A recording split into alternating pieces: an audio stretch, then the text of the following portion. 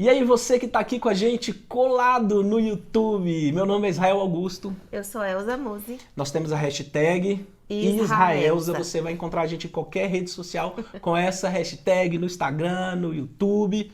E são essas duas, né? A gente vai abrir um canal no Telegram também para receber vocês, para vocês receberem todos os conteúdos que a gente tá mandando, para deixar que essa novidade vai chegar aí durante a semana. Mas aí, o que eu vou dizer para você? O tema de hoje do nosso AreteCast é um tema viciante. Piadinhas de fome à parte. O nome do tema de hoje é qual, esposa? Vícios e compulsões. Vícios e compulsões. Neste AreteCast de número 17. 17 é um número especial para mim. Eu tenho toda uma história com o número 17, umas histórias engraçadas de adolescência e infância. Não é nada místico, mas vamos direto ao nosso papo. Eu acho que ficou meio místico. É verdade. Pessoal, olha só. Essa live acontece sempre no nosso Instagram. É o @florescer.npp, mas você também acha com Israelza do Florescer. Se você digitar no Instagram Israelza do Florescer, vai estar lá, você vai achar a gente. Nós temos os episódios completos aqui, mas também temos os episódios de cortes. Diga aí quais são, Maridinha. Qual o canal do corte? Shots do Arete. Shots do Arete. E pessoal, se você digitar no Google AreteCast, só dá a gente bombando uma página inteira só de vídeo, porque a gente só no Shots do Arete, a gente tá quase com 250 vídeos cortadinhos, bonitinhos, prontinhos para você assistir, para você destinar para aquela pessoa que tá precisando assistir bem aí umas dicas, uns toques em relação a relacionamento e desenvolvimento pessoal, que esse é o nosso foco.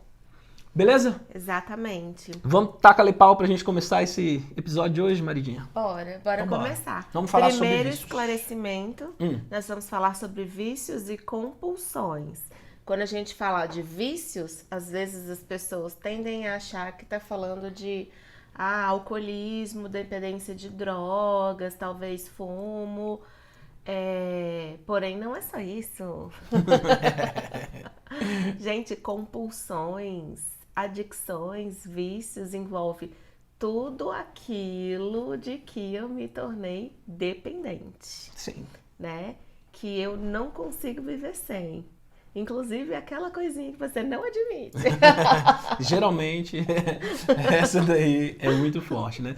Mas assim, existem várias escalas, né? Se a gente parar para pensar um pouquinho, eu acredito assim, que a gente, para não ficar uma questão muito técnica aqui no nosso bate-papo, quando a gente falar vício, vamos falar de maneira geral, mas para as pessoas entenderem assim que a questão do uso abusivo, que seria aquele vício ocasional, por exemplo, o cara bebe todo final de semana e ele só bebe, entendeu? Pra encher a cara. Ele não consegue tomar uma cerveja, ele tem que tomar todas.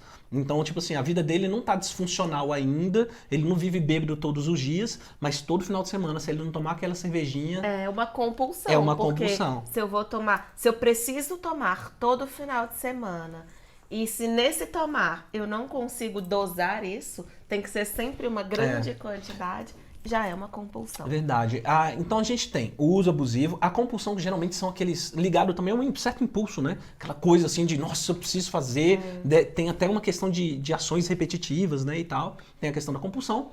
E nós temos também hábitos que são automatizados, mas que podem gerar também, caminhar para uma questão patológica. Então tem que ficar ligado nisso aí. Disfuncional também. Por exemplo, muito comum hoje em dia, justamente redes sociais. Redes sociais, tem várias, né? Várias coisas, muita gente que atualmente anda viciado em redes sociais, né? No uso de aparelhos celulares e não... Muitas vezes isso atrapalha no trabalho, porque a pessoa interrompe o que ela está fazendo toda hora para poder dar uma olhadinha. E a gente está falando de redes sociais em geral, não é só para dar aquela olhadinha no feed do Instagram, mas às vezes se tem mensagem no WhatsApp, se fulaninho respondeu, todas elas, né? São muito chamativas. Então aí a pessoa ela começa a ter prejuízos na sua vida funcional porque ela fica interrompendo toda hora com essas olhadinhas ali no celular. E por que tem prejuízo? Foi só uma olhadinha. Só que cada vez que você interrompe algo importante que você estava fazendo para poder olhar o celular, até você retomar aquela coisa na qual você estava concentrada, para você obter o mesmo nível de concentração de novo, vão pelo menos 15 minutos. Então, imagina, somando esses 15 minutos para retomada da concentração, que são variáveis, tem gente que precisa de mais tempo. Com o tempo que você estava na rede social, imagina quanto tempo você não perde por dia de produtividade. E não tô falando só de trabalho, às vezes de coisas que você tinha que fazer para si mesmo, que são importantes em casa e tal, projetos pessoais, né, metas que você traçou aí para você, sua malhação, outras coisas. Então, quando a gente fala de compulsões, são dessas coisas que elas vão roubando o nosso tempo. Uhum. E a nossa vontade por consequência pela vida, né? Como um todo. Porque ela vai minando, minando, minando. Exatamente, é como se a gente passasse a se nutrir de prazer, de satisfação só naquilo ali, né? Só que, na verdade, a gente não se nutre de verdade. Porque se a gente se nutrisse, a gente não precisava ficar indo acessar tanto, né? É uma sensação muito passageira. E é exatamente por isso que a gente tem que ficar voltando. Isso tem relação com o circuito de prazer, né?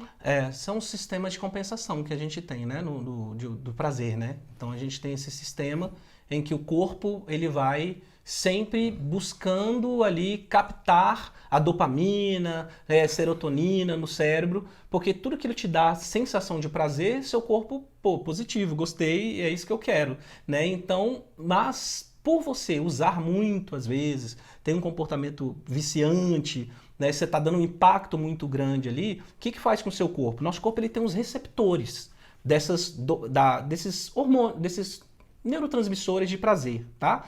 Então, quando você dá uma pancada muito grande ali, uma dose muito forte, ou numa droga sintética, ou orgânica, ou com vários tipos de comportamento, né, que são compulsivos, etc., seu corpo ele vai falando, opa, tem muito disso daí para mim, então eu vou precisar aumentar a quantidade desses receptores. Quando o seu corpo aumenta a quantidade de receptores, o que acontece? Aquela sensação de prazer do primeiro momento, ela não vai ser igual no segundo, no terceiro.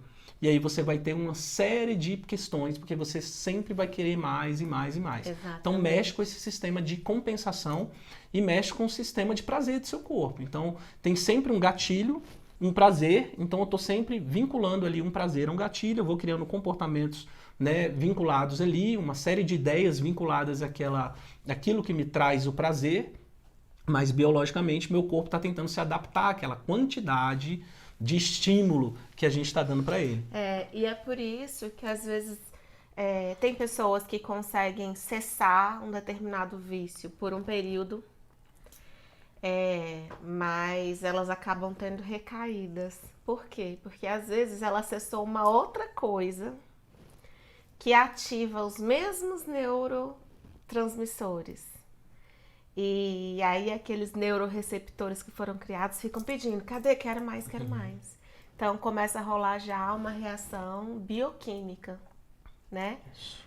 Pedindo mais daquilo. E a pessoa tem aquelas síndromes de abstinência que a gente fala, né? Que é muito característico, né, da desesperador. dependência. A dependência, ela tem essa questão da perda da funcionalidade e tem muita característica de fissura também. A pessoa do nada tem um desejo Fissuras. repentino e se ele não tá assim... Então, por exemplo, como saber se você tem, se seu esposo, se seu filho está com um comportamento assim, muito voltado à questão da dependência? Você tem a fissura, perda da questão funcional da vida, ela não funciona mais bem. Aliás, a palavra vício, né, vem do latim vitium, que significa defeito. Então a ideia é um funcionamento defeituoso mesmo. É um ser humano que não tem o seu funcionamento ótimo, o seu funcionamento natural, né, e ele realmente funciona em algumas áreas, às vezes em todas as áreas da vida, dependendo do nível, um funcionamento realmente defeituoso. Posso ser uma pessoa de alta performance e ter comportamentos defeituosos? Posso, também posso. Mas dependendo do tipo de droga que a pessoa usa, ela vai ter como um todo na vida.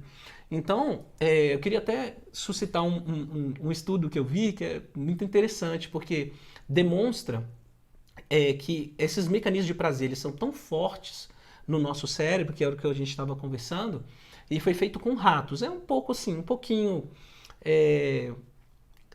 malvado, como toda experiência, né, que se faz muito com animais, né, mas que infelizmente foram, na época com a tecnologia que tinha, era tudo necessário que a gente tinha. O que eles fizeram? Eles pegaram ratinhos pegou um ratinho, né? São vários, né? Na verdade, no experimento, eles pegaram um isoladinho. E aí ele tinha o estímulo da comida, ele podia sempre ir lá comer. Ele tinha um ambientezinho do estímulo sexual, onde que ele podia ter fêmeas para ele copular, tá? E ele foi colocado nele uns sensores, tá? Para medir o nível de dopamina, de prazer que ele tinha. E ele foi ensinado, de alguma forma, que se ele apertasse uma alavanquinha, se ele botasse a patinha na alavanquinha, dava um sensor, dava um prazer nele aqui. Adivinhe qual lugar que ele ficou frequentando o tempo todo? Ele esqueceu do resto. Ele esqueceu da comida, esqueceu das fêmeas, da sua natureza reprodutora. Gente, quem já criou, viu rato, a gente já teve rato aqui em casa, a gente tem 2 cobras, e a gente já criou rato por um tempo. Gente, você tem um par, com 2, 3 meses você tem 20, 30, 40 ratos. Então, inclusive, você tem que ter controle sobre isso. Né? E ver a quantidade de machos para fêmeas, deixar todos os machos no canto. Nossa, pra ele não querer. Pega todo mundo. Então, o que acontece? Ele deixou esse instinto natural fortíssimo nele, simplesmente para ficar apertando a alavanquinha. Ele não ia mais comer, Até não ia mais nas morrer. fêmeas. Só ficava apertando a Só alavanca. apertando a alavanquinha. E Pra ele ter fez prazer. isso, gente, muitas vezes, até morrer.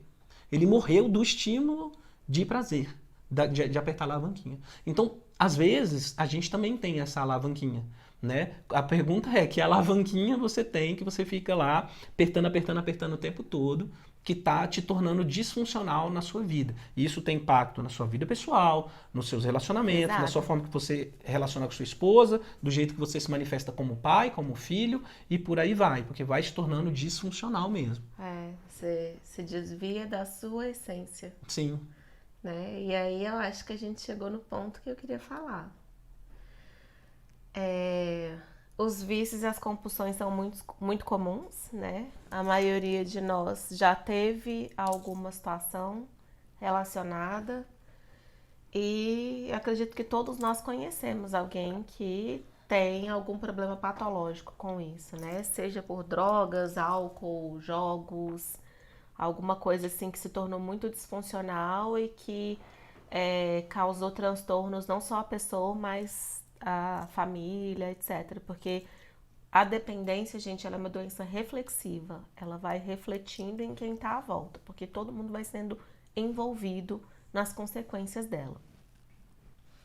Mas quais são as origens disso, né? Assim, se você for pensar, por que uma pessoa envereda por esses caminhos? Assim como o ratinho ali, né, que ele esqueceu da sua essência, isso acontece muito com a gente. Quando a gente é criança lá, eu vou até voltar um pouquinho antes.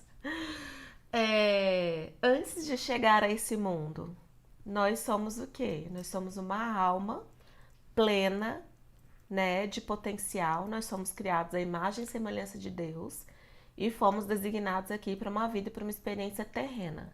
Só que quando a gente chega aqui, a gente perde a consciência de que nós somos tudo isso. E com esse esquecimento, a gente tem algumas experiências, né? Com a nossa família, com pai, com mãe.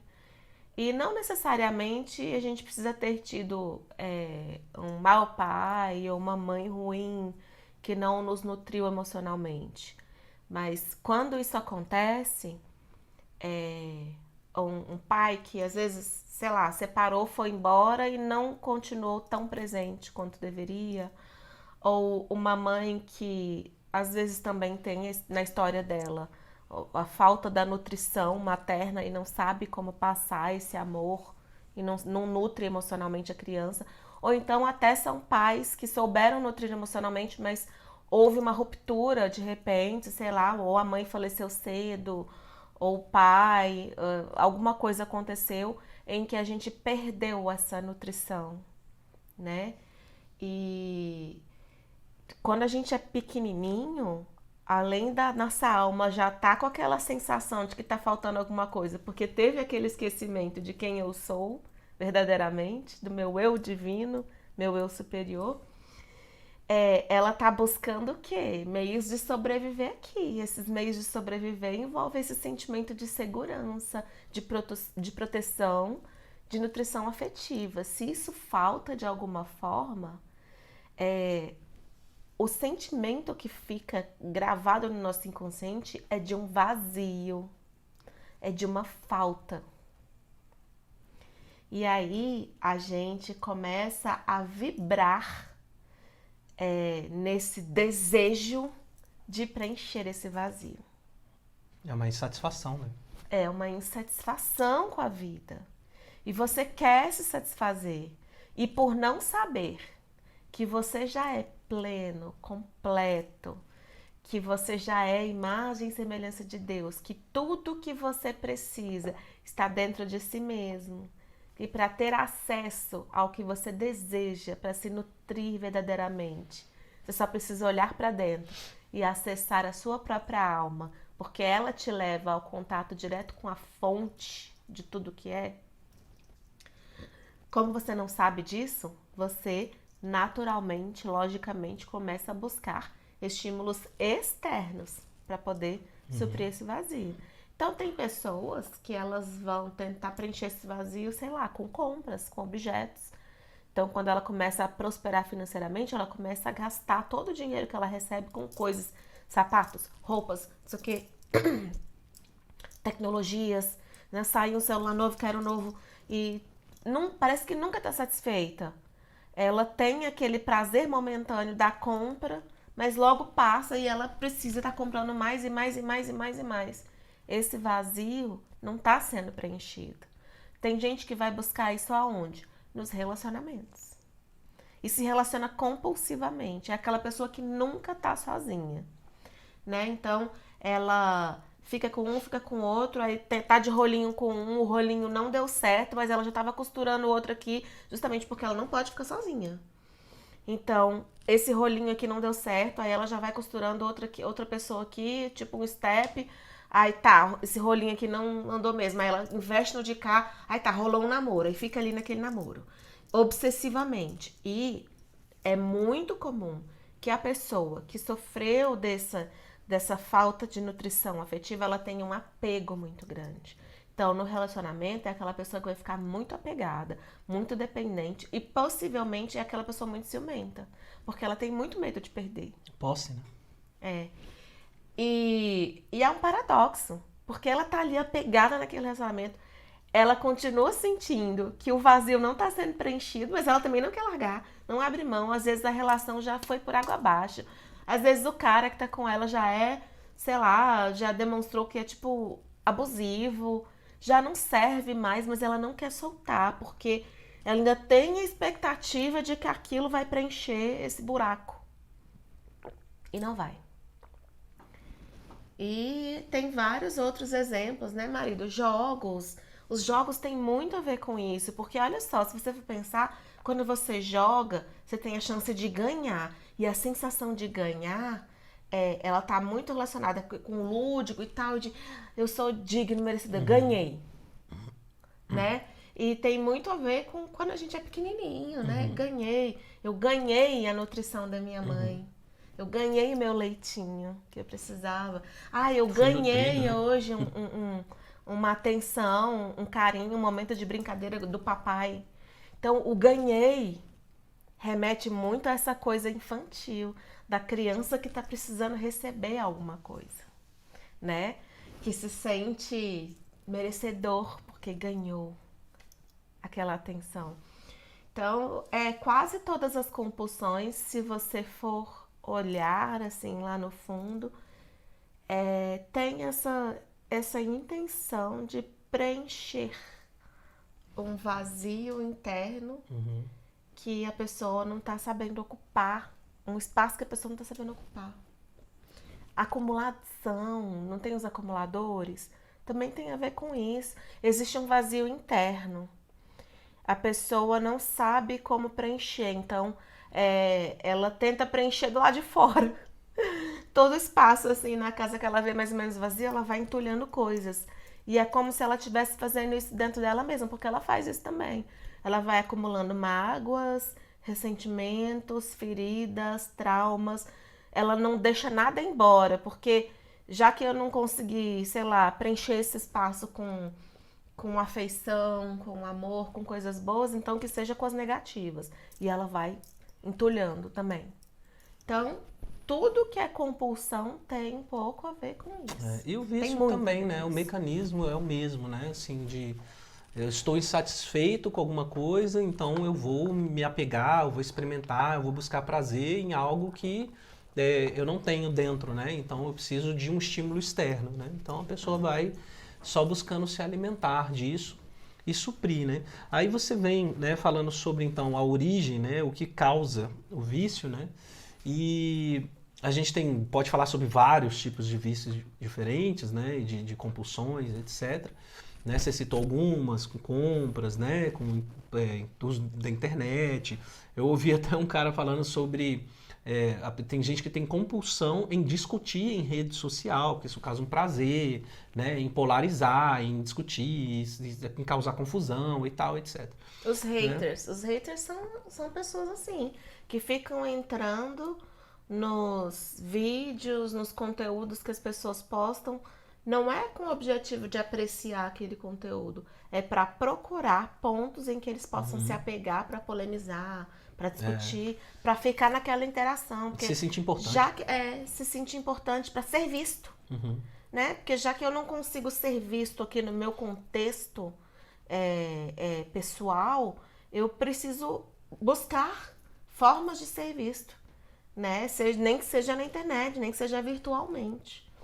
E antes de existir a internet, a gente já tinha os haters, né? É aquela pessoa que tá toda na reunião de trabalho, ela tá criticando o tempo todo, tudo ela critica, tudo ela tem uma coisa pra poder feito e que tá sempre polemizando alguma coisa. Aquele amigo que tá sempre polemizando, que chega uma hora que se torna cansativo, ai, fulano é muito chato, você não dá conta mais. Porque tudo ele polemiza, tudo tem que levar pro outro lado. São essas pessoas que é inconsciente, gente. A pessoa, ela não faz isso, tipo assim, eu quero chamar atenção. Ela quer, mas ela não sabe que é por isso que ela faz essas coisas. Então, se o caminho do vício é o caminho do prazer súbito, rápido, né, externo, o caminho, então, da virtude seria o caminho em que a gente está buscando, ao invés desse prazer rápido, instantâneo, né, pontual, a gente está buscando, então, se opor a isso. Então, o caminho da virtude, de você construir dentro de si, ele está em oposição ao caminho do vício.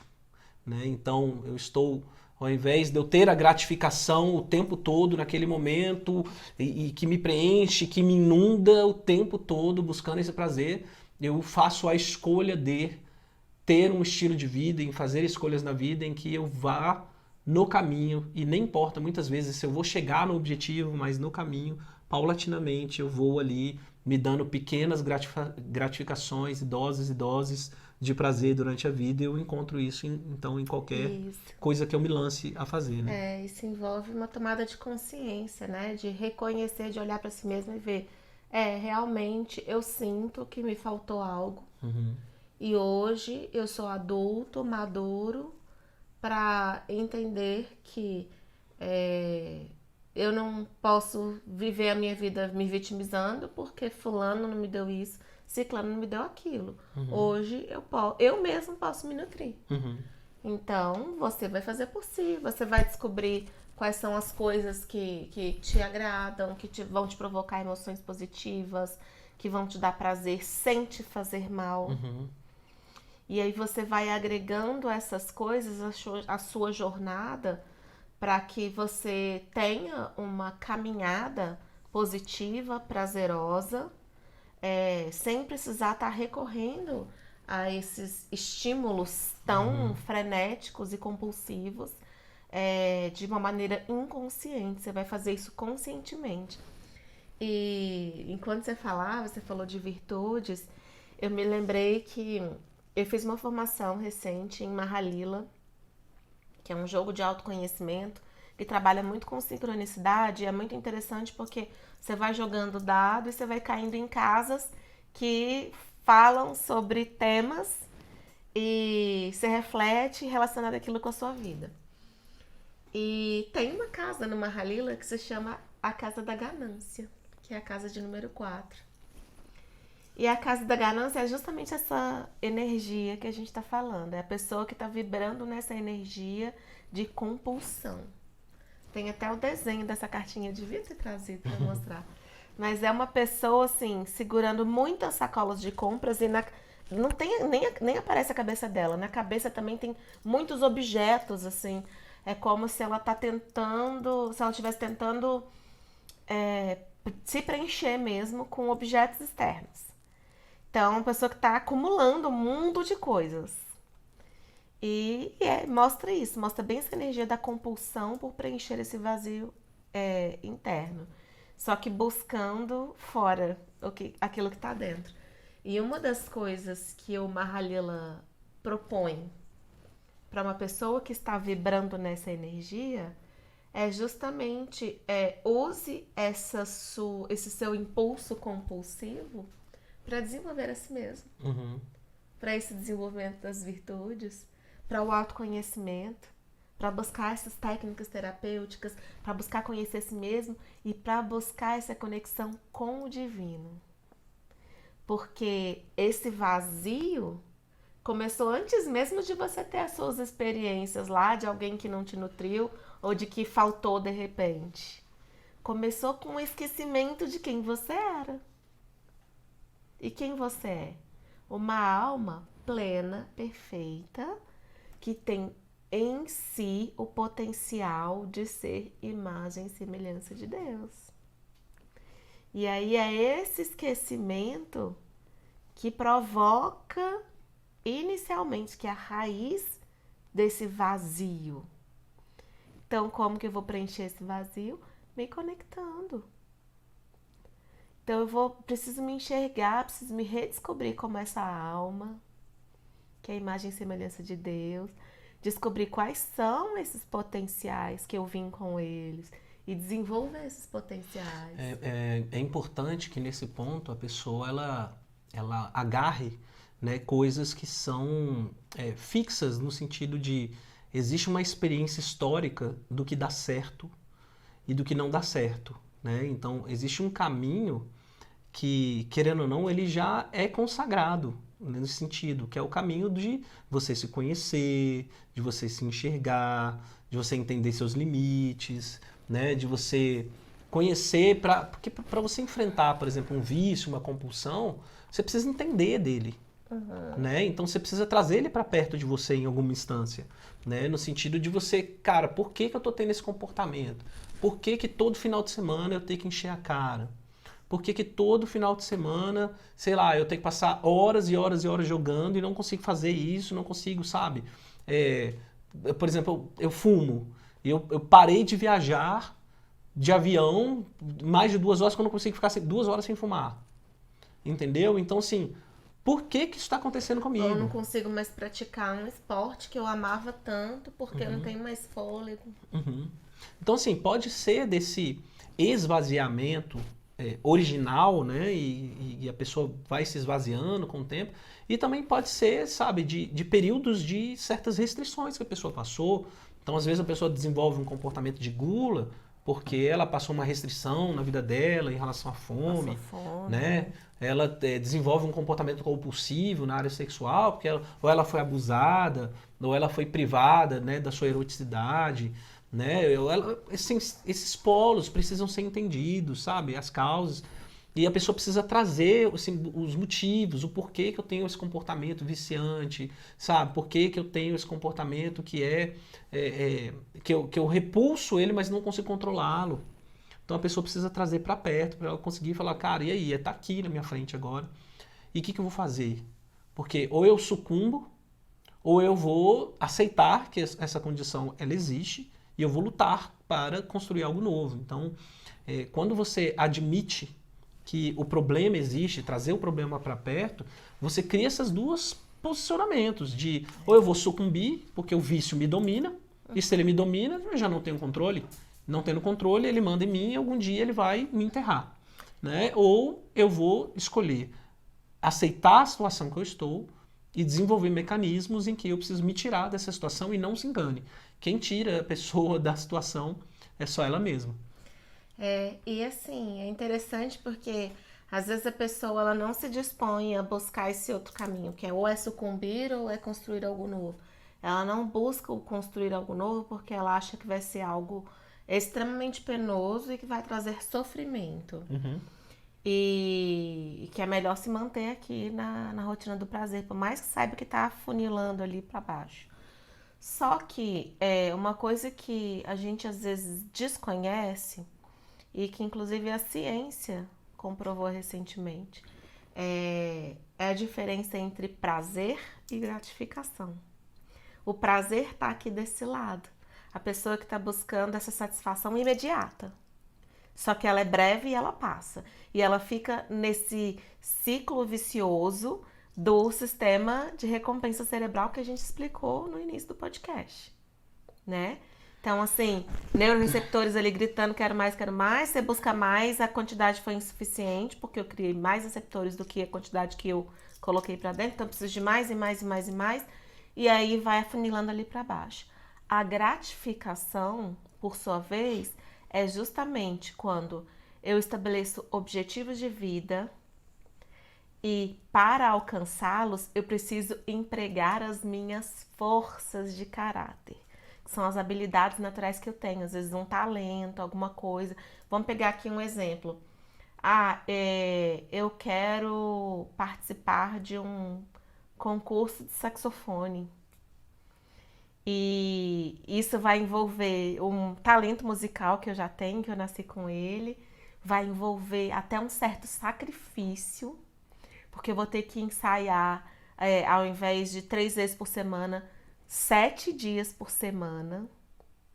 E por várias horas, porque eu quero ser reconhecida nessa área. E eu vou empregar essas minhas forças naquilo ali.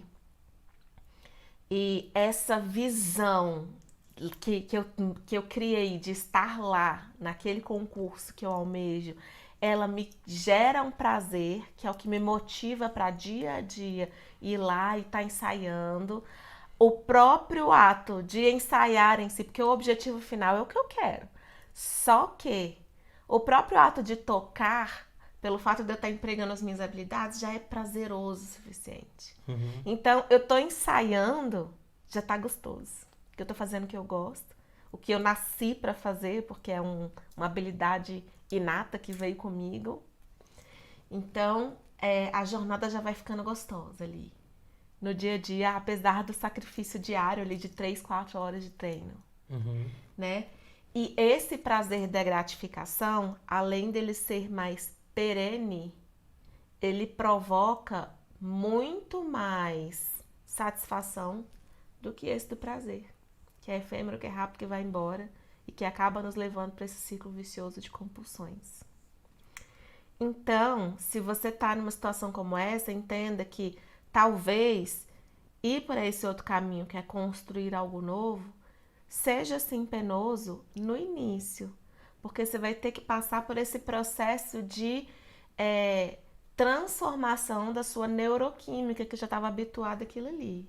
E às vezes uma intervenção medicamentosa vai ser necessária nesse processo. Isso, e você vai recorrer aos recursos e toda a ajuda que você precisar. Porém, saiba que esse construir algo novo se tornará muito mais prazeroso e satisfatório do que esse prazer efêmero que não está preenchendo o seu vazio interior. Então, o que você está dizendo é que se engajar em outra coisa para você redirecionar essa sua energia psíquica, essa energia que está sendo colocada no vício, você precisa redirecioná-la para algo que seja prazeroso. Então, se ocupar. Exatamente. Quando eu falei sobre se fixar em coisas que são consagradas, existem coisas que as evidências mostram que elas dão certo. Então, existe aquele passo a passo, né, que a gente tem, né, para as pessoas que são adictas, para elas conseguirem se desintoxicar, sabe? Tem uma série de questões, né, até rituais que se cria diários, de que você fala para você mesmo, né, de declarações que você fala para si. Então, tem uma diversidade de coisas que, se você está nessa situação, você tem que se agarrar, se apegar, para que você consiga sair dela. O caminho, por exemplo, gente, de tudo que é imediato, de tudo que outra compulsão que eu vou criar. Não, eu vou sair do cigarro, eu vou, sei lá, para outra coisa. Que é muito comum, às vezes a pessoa para a bebida e vai para o cigarro. Porque, na verdade, ela trocou um mecanismo pelo outro. Né? Então, essa mudança ela tem que ser acompanhada, uma mudança inteligente, sabe, interessante. E até tem que puxa ser... de volta o outro, né? Porque acontece muito, por exemplo, o adicto de cocaína, ele sai da adicção, ele vai para uma internação, fica lá 6 meses limpo, volta para casa, tá limpo, fica lá mais 3 meses limpo. Só que aí ele fala, eu vou voltar a beber. Porque vai no churrasco de família, tá todo mundo tomando uma cervejinha. Aí vai na confraternização do trabalho, tá todo mundo tomando cerveja. Vou tomar só uma cervejinha. Só que a cerveja vai ativar os mesmos neurotransmissores que eram ativados pela droga.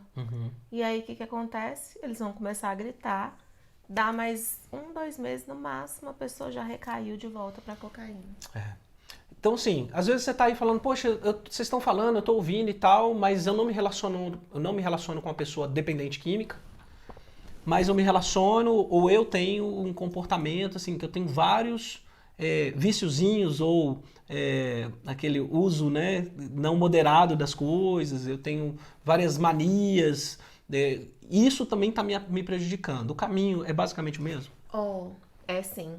Inclusive, uma coisa que estava acontecendo agora, gente, várias pessoas comentaram comigo em ambientes diferentes. Amigos, na pós, ali onde a gente vai almoçar de vez em quando, uma pessoa comentou comigo que estava viciado no BBB. Ainda bem que acabou, né? Mas isso acontece com séries. Tipo, a gente tem uma amiga que ela não assiste série. Tipo assim, ela fala assim, ela olha, não, tá todo mundo falando, nossa, muito bom, não sei o que, ela olha, tá na primeira temporada, ela fala, não vou ver não. Ela espera sair 3, 4 temporadas, ela assiste tudo num final de semana. Assim, compulsivamente. Tipo assim, vou assistir tudo uma vez. Por quê? Porque quando começa não consegue parar. De certa forma, um comportamento compulsivo. Né? Não consegue apreciar aos poucos. E assim, esse apreciar, às vezes, é justamente aquela emoçãozinha positiva que você está acrescentando na sua jornada. Não, sei lá, 2 vezes por semana, antes de dormir, vou deitar com meu marido e vou assistir um episódio de uma série que a gente gosta juntos. Você está nutrindo o relacionamento ali, tá? Uma coisa que a gente faz juntos e tal. E é uma coisinha bacana, uma coisa que a gente gosta de fazer. Eu preciso consumir tudo de uma vez? Será que precisa? Então, para qualquer uma dessas compulsões, você se engajar em alguma outra coisa que você deseje, que é um objetivo assim, um pouquinho mais distante, mas que vai envolver um esforço seu diário, onde você tem a oportunidade de empregar seus talentos, suas habilidades, onde você vai sentir que você está se desenvolvendo, que a cada dia, por exemplo, se é um esporte, escalada, hoje você foi até a metade do muro, amanhã você já foi até o topo, depois de amanhã você já está conseguindo fazer o negativo e tal. Então, assim, você sente que você está crescendo naquilo ali. Progredindo. Tá progredindo. Esse sentimento de que você tá, né, se desenvolvendo, gente, gera muito prazer. Então, você começa até a perder aquela dependência total do resultado que você quer. Quer participar, sei lá, quer fazer uma viagem para escalar um determinado monte. Eu quero ter essa experiência, mas a própria prática da escalada, a preparação já se tornou gostosa o suficiente para você levar a sua jornada aí numa boa. Entendeu? E como se relacionar com uma pessoa, digamos aí, que você está assistindo, você fala assim, cara, o meu marido é o típico pessoa de final de semana, ou minha esposa é aquela pessoa que precisa fazer tais e tais coisas aí para se sentir bem, tem comportamentos compulsivos e tal. Como lidar, como abordar, como falar com uma pessoa dessa é um desafio, sempre porque a outra pessoa ela precisa estar num ponto onde que ela consiga admitir e às vezes ela está em negação porque ela sabe, no fundo, se ela parar para prestar um pouquinho de atenção em si mesma, e talvez ela já tenha feito isso, por isso que ela está negando, então ela está reprimindo isso, mas ela não quer admitir. Então, o que a gente pode fazer nesse sentido? Acho que, em primeiro lugar, é evidenciar as consequências dos atos dela. Então, por exemplo, se é uma pessoa que já está muito disfuncional, vai ser fácil mostrar essas consequências. Mas, por exemplo, esse ébrio eventual aí que você falou. É uma pessoa que ela não precisa beber todos os dias, mas ela só bebe todo final de semana. E quando bebe, ela não consegue tomar 2 latinhas de cerveja. Ela vai encher a cara até arriar. Naturalmente, essa pessoa que enche a cara até arriar, ela começa a ter algumas consequências. Ou assim, se desentende com um colega no churrasco e tem uma discussão por um motivo besta. Ou então bate o carro quando tava voltando para casa porque tava bêbado e foi dirigindo. Trata mal os filhos. Trata mal os filhos. Ou então tá sempre caindo de bêbado e não tem mais tempo útil com as crianças. Começa a semana de uma maneira péssima, porque segunda-feira tá de ressaca. Tá sempre de ressaca. Não pratica mais os esportes que praticava antes. Poxa, final de semana a gente costumava fazer trilho de bike e tal, não sei o que. Nunca mais a gente fez isso. Acho que você nem consegue mais, você não tem mais... Então, mostrar primeiro as consequências. Começa a ter alguns problemas de saúde. Então, mostre aquilo que todo mundo tá vendo. Né? Que não tem como negar. Então, tá mostrando os comportamentos. Em segundo lugar, deixe a pessoa lidar sozinha com essas consequências. Porque o que acontece muito, principalmente quando é de mulher para marido ou de mãe para filho. Porque nós mulheres temos essa tendência, assim, o instinto Cuidadora, materno, né? Principalmente a mulher latina, de ser aquela que não pode... meu Deus, coitado. Se você não deixa a pessoa sofrer as consequências dos atos dela, você está impedindo ela de aprender. Então, é como uma criança. Se ela, toda vez que uma criança que está aprendendo a andar cair e você fizer um dramalhão danado, ela não vai aprender a andar nunca. Porque ela vai achar que, nossa, sempre vai ter alguém para me levantar.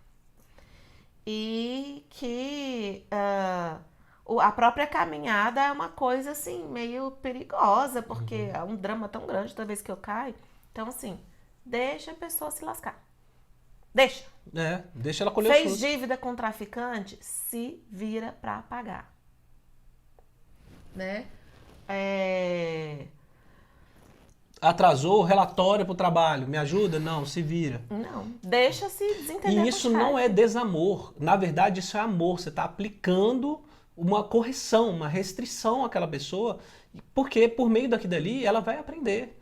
Então a gente exerce amor quando abraça, né? Quando beija, quando ouve, quando empresta os ouvidos, quando dá um conselho, mas quando a gente cala a boca e diz, cuida do teu problema. Aí tem gente que vai dizer assim, Elza, mas é meu marido, se eu não ajudar ele a fazer o relatório, o chefe dele já tá meio estressado com ele, vai demitir ele, vai faltar dinheiro dentro de casa. Então, você cuide da sua vida, do seu emprego e de conseguir provisões para sua família. E se você não tiver um emprego, exatamente, arrume. Se você não tiver uma condição de vida, arrume, porque se essa pessoa não se tocar, ela vai te arruinar. Às vezes é justamente esse foco em cuidar das suas coisas que vai te tirar um pouco o foco da pessoa. Porque, entenda uma coisa, eu falei que a dependência, ela é uma doença reflexiva. E a droga está para o dependente, como o dependente está para o codependente.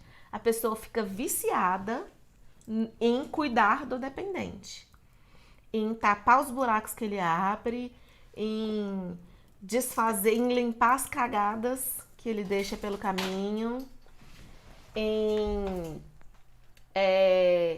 ficar cuidando e procurando toda vez que ele some, dá um perdido,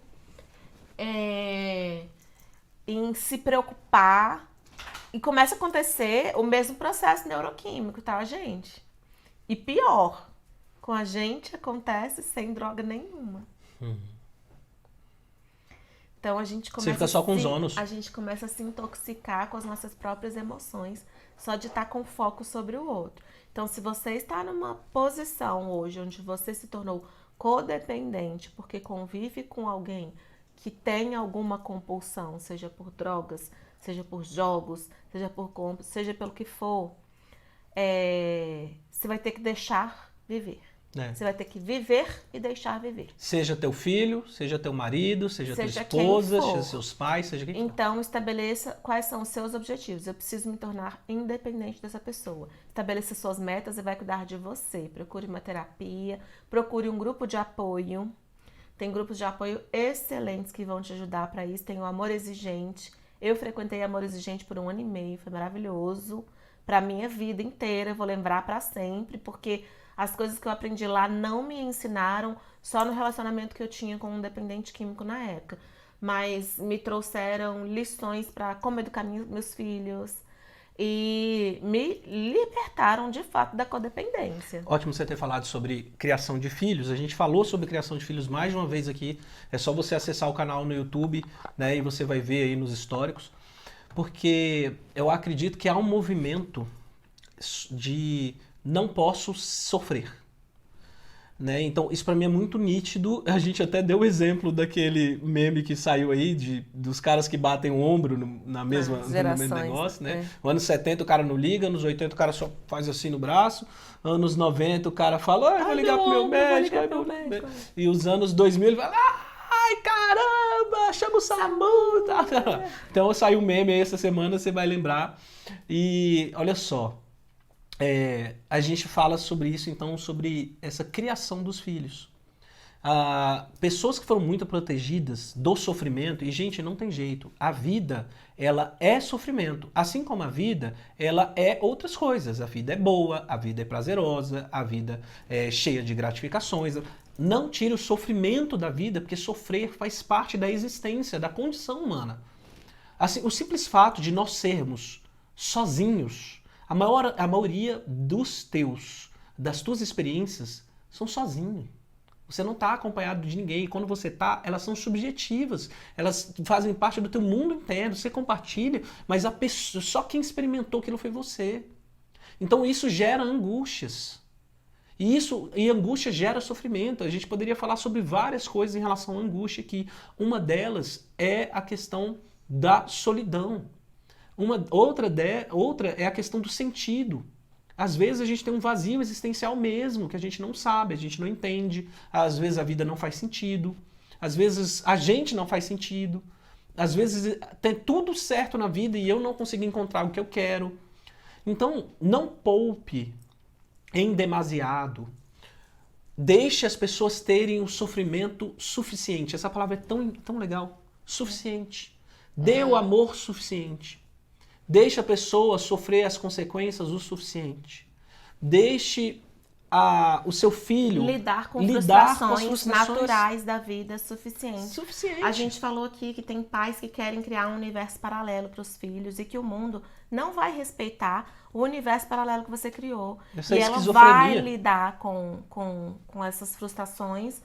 Ele vai ter que lidar com essas frustrações quando ele for para a vida, se você deixar ele para a vida, né? Uhum.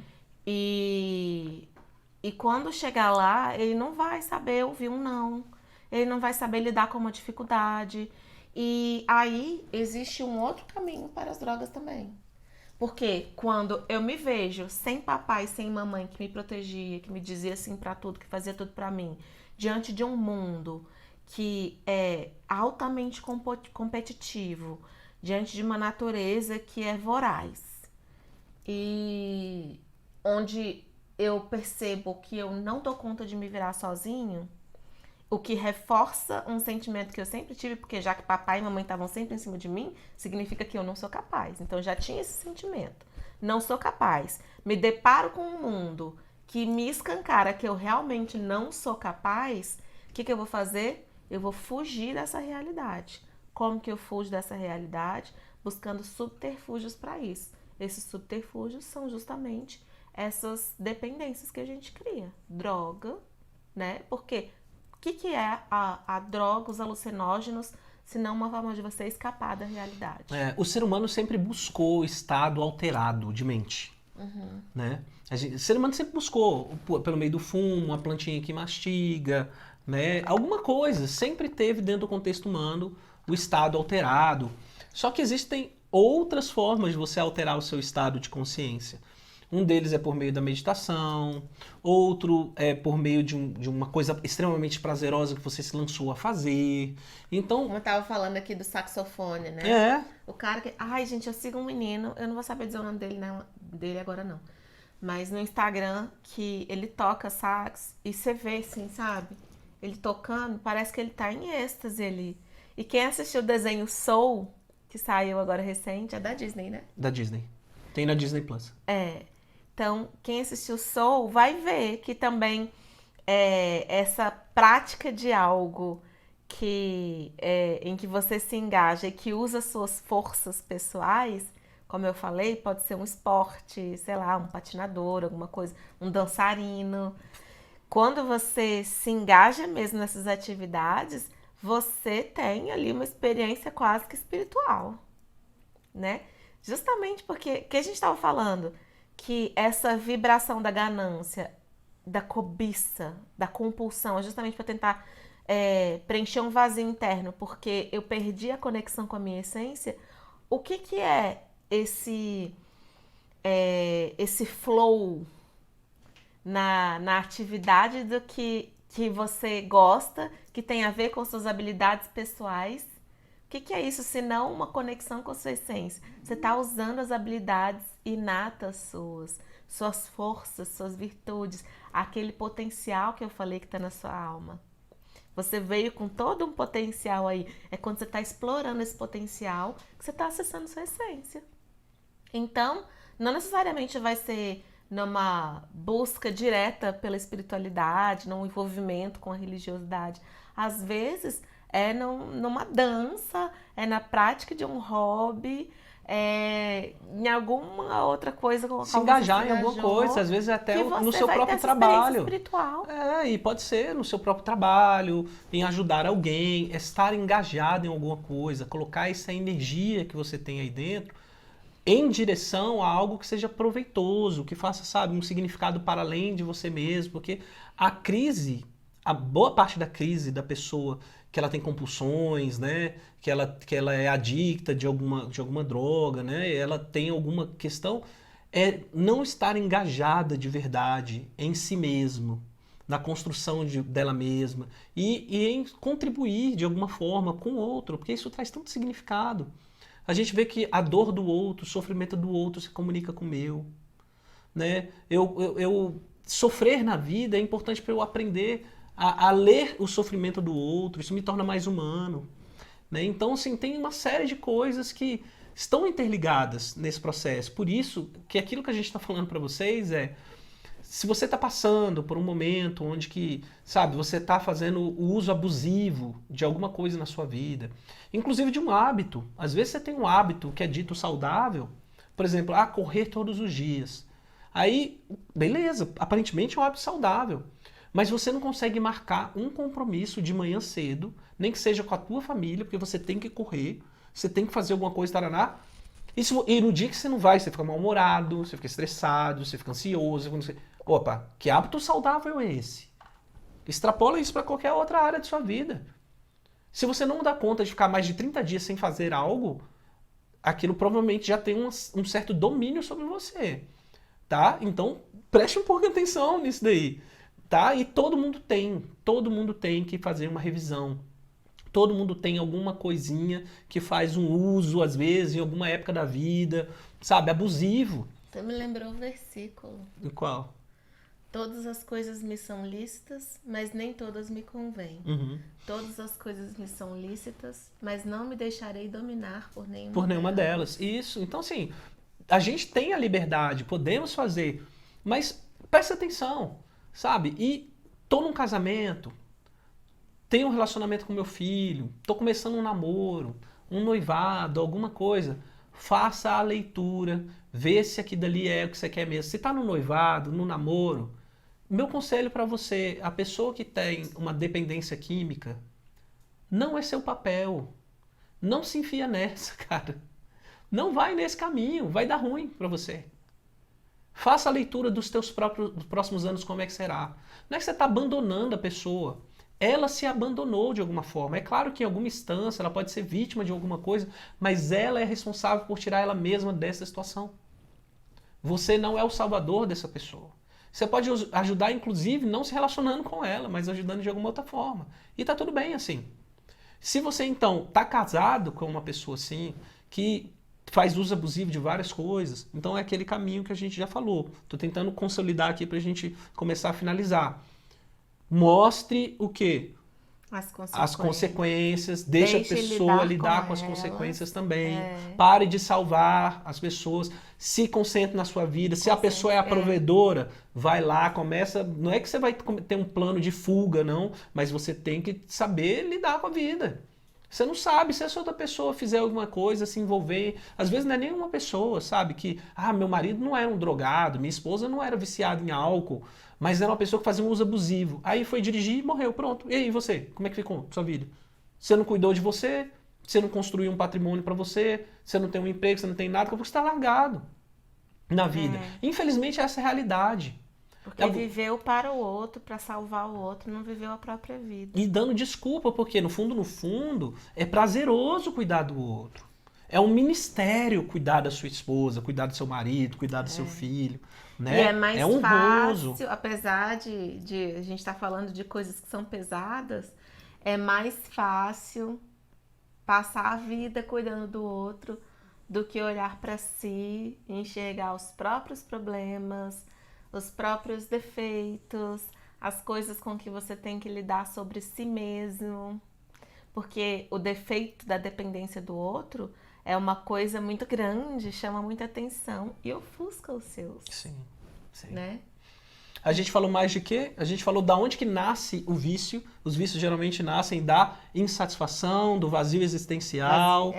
De um vazio interno, de alguém que sente que faltou uma nutrição afetiva no início da vida e ela tá buscando preencher esse vazio interno com coisas que são externas. Só que esse vazio interno, ele nunca vai ser preenchido com objetos, com drogas, com hábitos. Ele vai ser preenchido pelo seu próprio interior. Quando você se conecta com a sua essência, descobre quem você é, explora o seu potencial, acessa o seu eu divino. Exatamente. E busque caminhos também já consagrados, foi uma coisa que a gente falou. Tem aí alguns grupos que cuidam de pessoas, né, que são dependentes químicos, tem os passo a passo. Eu falei do Amor Exigente e o Naranon, são grupos para codependentes, né? Mas tem os grupos para os dependentes mesmo. Tem o AA, que é para os alcoólicos anônimos. Tem o NA, que são narcóticos anônimos, são outras substâncias que essas pessoas usam e são dependentes. E se você pesquisar na internet, grupo de apoio para dependente igreja, químico, tem ou lugar... grupo de apoio para compulsão e não sei o que lá, espírita, vai ter um bocado. Casas espíritas apoio. Então... Gente, apoio tem, não pode deixar de, sabe, buscar se apoiar. Tanto você que está passando pelo problema, você é a pessoa que está com vícios e compulsões, tem psicólogo, tem psiquiatra, tem terapeuta, tem tudo. Isso. Tanto você que está convivendo com uma pessoa que você também precisa se cuidar. Lembrando, se esses você grupos de apoio, importante falar, esses grupos de apoio geralmente são gratuitos, porque são pessoas que atuam como voluntárias, tá? Para reunir essas pessoas e conduzir um trabalho. E se você é uma pessoa que não tem condição ali, não tem um plano de saúde para estar indo num psiquiatra, num psicólogo, a gente também tem os CAPs nas cidades que oferecem esse tipo de serviço, né? De psicólogo, psiquiatra, para pessoas que estão em situação de dependência ou de codependência. Legal. E é isso. Tem mais alguma coisa que você quer acrescentar? Tem muito, né, para se falar de muitos assuntos relacionados a isso. Eu acho que eu vou fechar então com a oração da serenidade, que é a oração que se faz nesses grupos, tanto de dependentes quanto de dependentes. Você vai fazer ela todinha ou só aquele trecho? Não, só aquele trechinho. O trecho central. Então tá bom. Que é o trecho que então se se você faz quiser mesmo. conhecer a oração da serenidade toda, você pesquisa na internet, Elza vai fazer um pequeno trecho com vocês agora. É muito bonita. Esse pequeno trecho geralmente é o que é usado mesmo porque é o que tem um impacto muito grande, tem um significado muito grande. que é: Senhor, dai-me serenidade para aceitar as coisas que eu não posso modificar. Coragem para modificar as que eu posso. E sabedoria para distinguir entre uma e outra. Então, por que que essa oração tem um impacto tão forte para essas pessoas? Porque o significado dela é que essa serenidade para aceitar as coisas que eu posso mudar é para aceitar tudo que é externo a mim. Eu não posso mudar ninguém. Eu não posso querer que o Israel, por exemplo, mude de uma hora para outra. Ou então, se eu for codependente, eu estou esperando que o dependente químico decida, de repente, baixe alguma coisa ali, receba um download de que ele precisa mudar de vida e tome a decisão de buscar por si mesmo. Eu não posso fazer isso. Eu nunca vou conseguir fazer isso. Ele é que tem que querer. Então, eu preciso aceitar isso. Ou, no caso do próprio dependente, eu preciso aceitar as coisas que eu não posso mudar. E muitas vezes está relacionado também a pessoas. Eu não posso mudar meu passado, as experiências que eu vivi, das quais eu estou tentando fugir por meio da droga ou de outra compulsão, né? Então, a aceitação é isso, tudo aquilo que é externo, tudo aquilo que eu não posso modificar. A coragem para modificar aquelas que eu posso. O que eu posso mudar nessa vida? Eu mesma.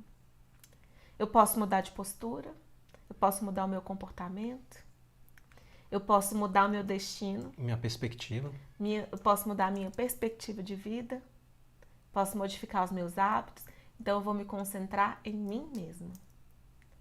E sabedoria para distinguir uma das outras é justamente fazer essa diferenciação.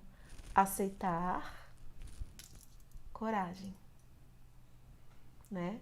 Serenidade para aceitar, coragem para mudar. Então a mudança começa em você. E o segredo está em que o universo, ele busca uma homeostase, um equilíbrio. Então, quando você começa a se modificar, o universo vai precisar se conformar à sua mudança. No início pode até sair umas faíscas, né? Pode ter alguma crisezinha, alguma coisa das pessoas que estão em volta, mas elas vão perceber que a sua mudança é perene, é definitiva, e elas vão ter que se ajustar ao seu novo eu. E nesse ajuste, vai que você influencia uma mudança positiva na vida delas também, né? Vai que. Não conte com isso. Mas vai que, né? Então, concentre-se em mudar a si mesmo. Perfeito. Perfeito. Bateria palmas agora para você, Maridinha, que foi sensacional essa finalização sua. Extremamente importante para a gente finalizar desse jeito. Então a gente vai parar mais um Arete Podcast aqui, vamos finalizar. Obrigado por ter acompanhado a gente. Não esqueça de curtir, compartilhar, indicar, marcar pessoas, comentar, compartilhar, colocar, assistir, tô aqui, dá um feedback pra gente, tanto aqui no nosso Instagram, quanto também no YouTube, se você tá assistindo pelo YouTube. Então, dê um feedback pra gente, beleza? E vambora, né? Beijo no coração de vocês e até o próximo.